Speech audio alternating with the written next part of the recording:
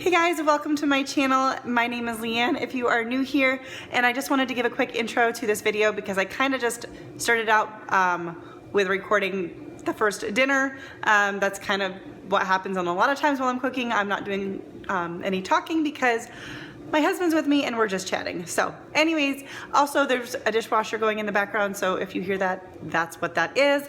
But this What's for Dinner video has got 4 really great, easy recipes with kind of simple ingredients, hoping that it's something that can work with kind of where we're all at right now. Sometimes things are a little bit harder to find than others in the season we're all in. So anyways, I hope you enjoy this. Let's get into the first recipe. For this first recipe, I am making homemade Hamburger Helper.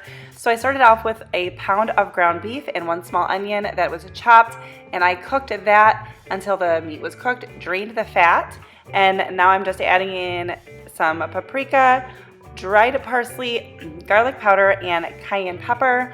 And I will have a recipe or the link to the recipe in the description box below so that you can see all of the measurements and the original instructions. I did follow this recipe pretty close to the original, but you know, that's not always my way of doing things, but I did pretty much with this recipe. And then we're going to add 1.5 cups of milk and 1.5 cups of beef broth. I'm having difficulty speaking apparently. And then salt and pepper to taste. I do just add salt because if you're new here, I don't like pepper, so I do not cook with pepper.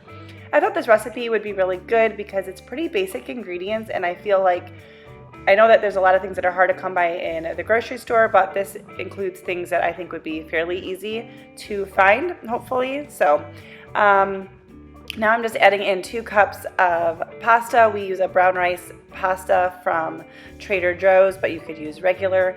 And then the recipe calls for an 8-ounce can of tomato sauce. I just used what was left in this jar and added a little bit of water to get the rest of it out. If I had thought of this earlier, I would have just poured the sauce in earlier and used some of the beef broth to clean it out rather than adding in more liquid, because I did add a little bit extra water here, and that did make it a little bit runnier, but it still came out okay. But I just would have done that differently. And you are going to let that come to a boil, and then you're going to reduce the heat and let it simmer for 10 to 12 minutes until the pasta is tender. This pasta only takes like 7 minutes, so that's what I did. But you do want to stir occasionally to prevent it from sticking. And I decided to just serve ours with some steamed green beans, so I'm just using some frozen green beans. I just pour them in and add a little bit of water, which is what I'm doing here, and steam them up. And but this would be good with obviously any side vegetable. And then once your pasta is completely cooked, you're going to add in some cheddar cheese. The recipe calls for 2 cups of shredded cheddar cheese, and stir that until it is completely combined and melted. This dinner was really good. I did not remember to get a clip at the end when it was all done and served up and plated and everything, because you know, life's just not quite normal right now, and I had been sick for a long time and whatever, but you still get the idea. You still get a dinner idea. So I hope that you decide to give this a try. This was really, really good. Definitely going to be adding this to like my cookbook, which is where, you know, recipes that are a winner go, and I will definitely be doing that with this recipe. Hey guys, so for tonight's dinner, I decided to do a breakfast for dinner, and we are going to have a quiche. I'm going to start by cracking 8 eggs, and then we're gonna whisk them together with half a cup to 1 cup of milk.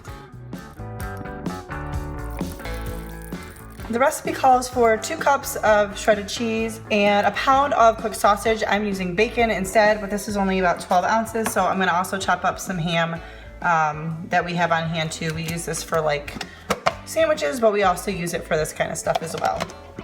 I'm including a link to the recipe in the description box below, but you can use whatever cheese, whatever meat you want. I cooked this bacon just in the oven. I bake it on a baking sheet, and like I said, using some ham, but you could use sausage or anything else.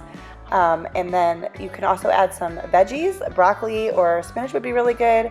I would have done broccoli, but I don't have any fresh broccoli right now, so just use whatever you've got for this. Very easy and very versatile. I'm just gonna spray my pie plate with cooking spray.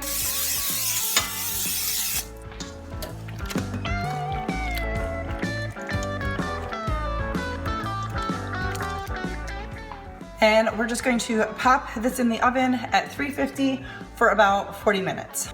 I ended up baking it for closer to 50 minutes. This was super good, very easy. Obviously it would be a great breakfast meal, but this is what we had for dinner on this night.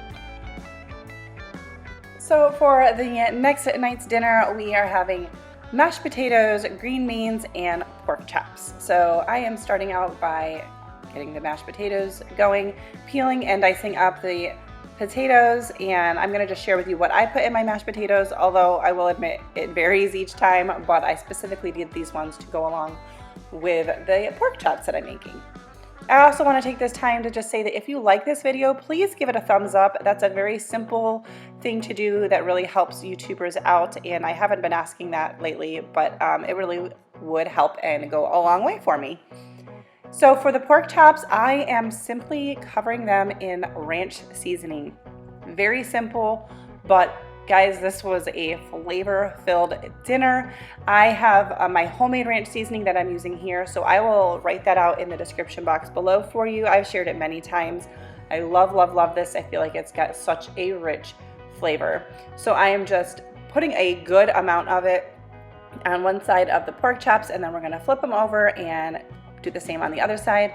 I did switch out the spoon here, so because I was using it to spread it, just so you know, I got a fresh spoon to do the second side just to make sure I wasn't putting any raw meat contaminants in my ranch seasoning jar here. So just wanted to mention that.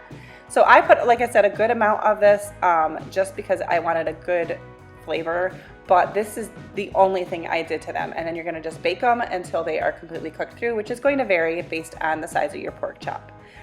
For the mashed potatoes, I just salted my water, and I'm putting the potato chunks in there to cook until they are fork tender, and then we'll start adding everything in. So once they are cooked through, you're going to drain them, and I'm just adding in a little bit of almond milk because that's the type of milk that we use.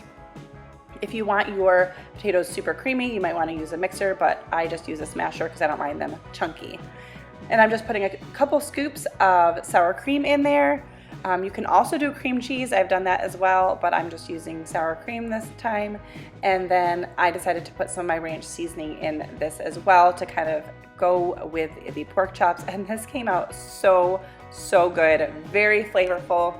This dinner in general was just like super, super easy, but like really, really good, very flavorful. So that was tonight's dinner. I also want to say, if you like these types of videos, I try to do a what's for dinner video a couple times a month, along with other recipe videos and day in the life type stuff. So if you like that, please consider subscribing and hit that notification bell so that you don't miss out on my future videos. All right, so I am going to make boneless, skinless chicken thighs for tonight's dinner, and I am going to use the same seasoning on the chicken thighs as I am for my sweet potatoes. So I've got a smaller bowl here, and I will include a link for the chicken thighs in the description box below. So we're gonna do 1/4 cup of brown sugar, and then I'm just doing about half of that in this bowl for the sweet potatoes. So 2 tablespoons of smoked paprika,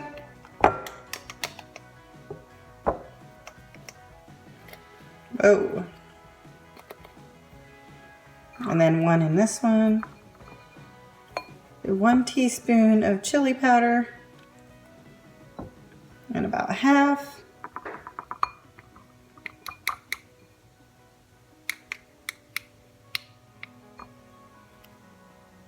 One tablespoon of garlic powder.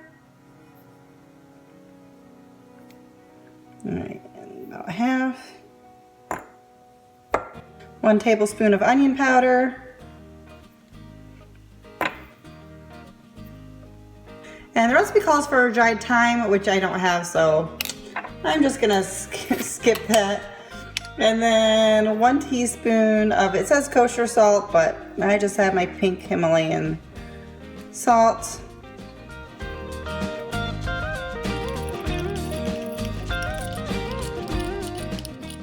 So this is what it looks like. I'm going to now go ahead and dice up the sweet potatoes. Both of my large cutting boards are currently in the dishwasher, so we're gonna work with this itty bitty one. I'm just gonna dice up the sweet potatoes into small chunks, trying to keep them about the same size so they'll cook somewhat evenly. And then I just coated a baking sheet with, or covered a baking sheet with foil, coated it with some oil, and we're just throwing the sweet potatoes on that. And then we are going to drizzle with some oil, and I'm just using my hands to mix it up and add on the seasoning and then spread everything out in an even layer. These get baked at 425 for 30 to 40 minutes, and you want to stir in between. The chicken thighs are also going to be done at 425, but they will only, well, depending on the size of them, it could take about 20 to 30 minutes. As you can see, the chicken thighs were still a little bit frozen, so it took me a little bit to break them apart. They weren't totally frozen, but a little bit. And now I'm just coating them so that all sides are fully covered in this seasoning. And then we're gonna put them on a baking sheet as well. And I'm drizzling a little bit of oil on top. And then we're gonna throw them in the oven as well. The sweet potatoes I did take out and stir a couple of times. The sweet potatoes came out tender, but you are gonna see that they look burnt in the end. And it's really just the seasonings that got burnt because the sweet potatoes were not hard at all.